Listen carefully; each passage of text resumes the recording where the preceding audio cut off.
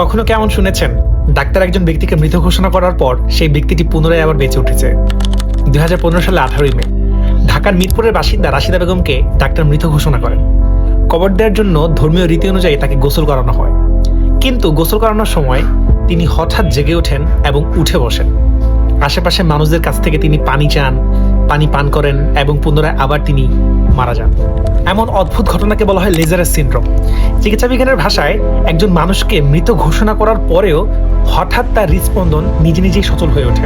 লেজারাস এই নামটি এসেছে বাইবেলের একটি গল্প থেকে, যেখানে বলা হয়েছে যীশু খ্রিস্ট একজন মৃত ব্যক্তিকে জীবিত করে তুলেছিলেন এবং সেই ব্যক্তিটির নাম ছিল লেজারাস। সেই ঘটনার সাথে মিল রেখেই এই বিরল ঘটনাটির নামকরণ করা হয় লেজারাস সিনড্রোম নামে। আমি ডক্টর সাকলাইন রাসেলের আমারও লিখতে ইচ্ছে হলো এই বইটি পড়ছিলাম, সেখানে আমি এই সিনড্রোমের কথাই জানতে পারি। বিজ্ঞানীরা মনে করেন এর কয়েকটি সম্ভাব্য কারণ রয়েছে। শরীরে জমে থাকা বাতাসের চাপ ধীরে ধীরে কমে যাওয়া, সিপিআরের সময় যে ইনজেকশন পুশ করা হয় সেই ঔষধের কার্যকারিতা দেরিতে হওয়ায়, অথবা হৃৎপিণ্ডের কার্যকারিতা পুনরায় হঠাৎ করে চালু হওয়া।